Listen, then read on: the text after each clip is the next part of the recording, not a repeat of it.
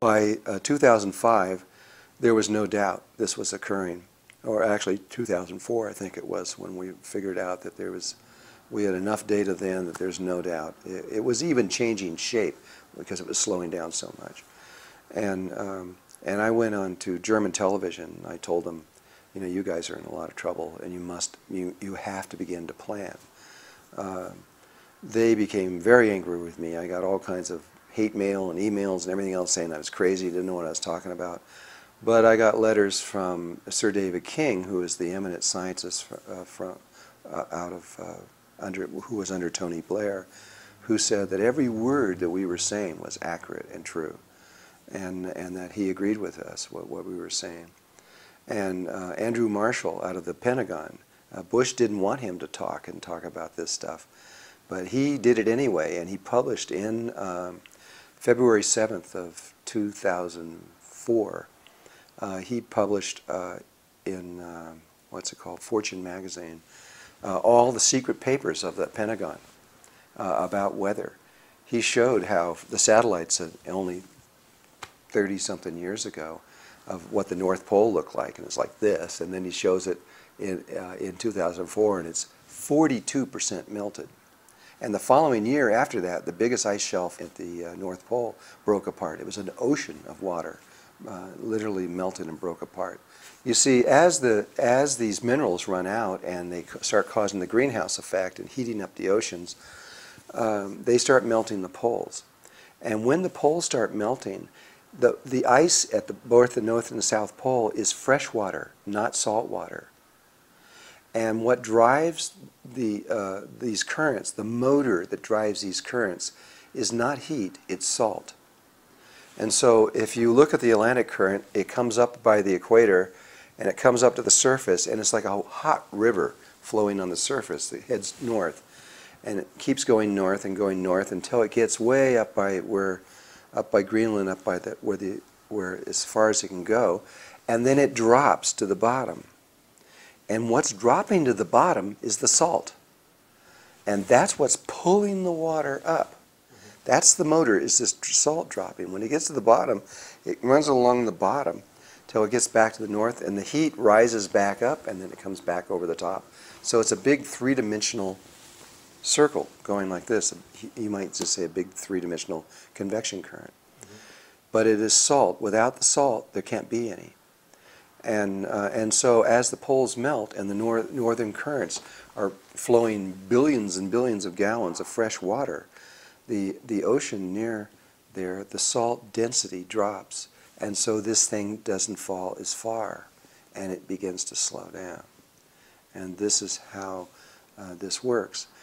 By May of 2005, I had alarmed Europe so deeply that they wanted to prove it, and England sent their submarines up to where these currents drop, and they actually measured them. They came back shocked to find that the currents had dropped by 80% of their normal flow. They were only flowing in May of 2005 by 20% of what they were supposed to be flowing. That triggered the entire European Union to come together and say, we're in trouble.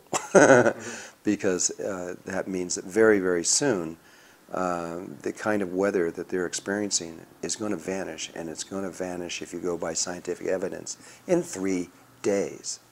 It's going to disappear. And all of a sudden, they're going to find themselves in an eternal winter that they will not see the sun again for 90,000 years. And this is the scenario that we know is going to happen because it's happened hundreds and hundreds of thousands of times in the past before. Time magazine came back with an entire issue that was a 1/4 inch thick. It was this huge thing.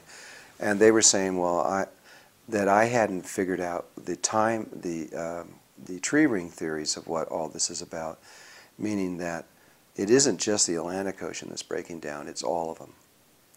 And all the currents are beginning to slow down from this.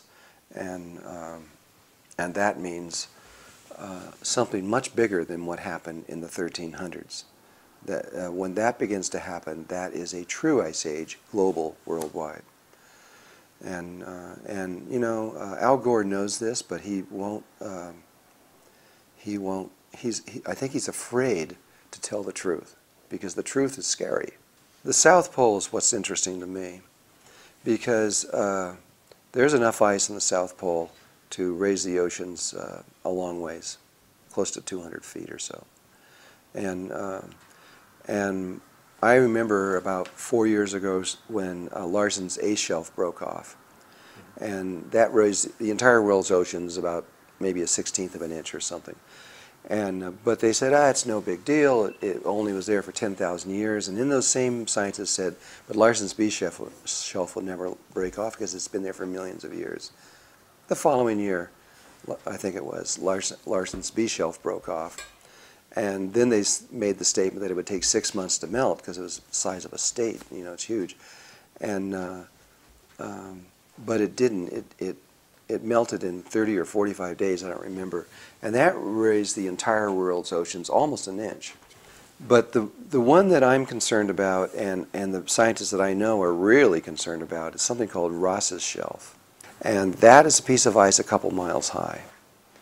And right now it's breaking across the back. And I just spoke with one of the scientists that's working on it, and they're freaked, because these holes are developing, pools of water are melting all over it, and they're going all the way down and eating their way to the bottom, where they're finding it's melting completely. It's just rushing water under the bottom. That water's being forced back up, making bigger holes that are melting all the way down the bottom, forcing more water up, making bigger holes, and they think it's going to break off. If Ross's shelf breaks off, first of all, that's going to cause a tsunami or a tidal wave like this world's never imagined. If you can imagine a piece of ice 2 miles high plunging into the ocean, how high is that wave going to be? And with it instantaneously, it's going to raise, when it completely melts, it will raise the entire world's oceans almost 16 feet. And that's already been scientifically calculated. But 90% of the ice goes in the water immediately and displaces it. So you're going to have I'm just going to guess, about 14 feet of the world's oceans rise instantly. And tsunamis coming from everywhere to balance out, and it's going to be a mass destruction like no one's ever imagined on this earth. And almost every coastal city in the world will be underwater. And that could happen tomorrow. Seriously, it really could. They can't even measure the cracking anymore, because they used to put these cables across one side to the other side, and then when they broke, they knew that it was moving. But the ice shelf itself is melting 90 feet a year. So just to see if it's moving, they have to cut down 90 feet to put the cables, just to see 1 year's of growth, because they're going to melt down to that level by the next year. And so if that shelf goes, we're going to have a wake-up call. Find out what the world's scientists are saying. It's not just one man making this statement. But who doesn't want this? You've got all your corporations, your oil companies, and all these big corporations. They don't want you they don't want to stop using oil. They don't want to go into alternative forms of energy and electricity, which we have. We can replace every single level, and I mean every single level of technology, with technologies that are clean and far better, that would do no harm to the earth at all. But you have to remember, even if humankind was not here, this is going to happen anyway.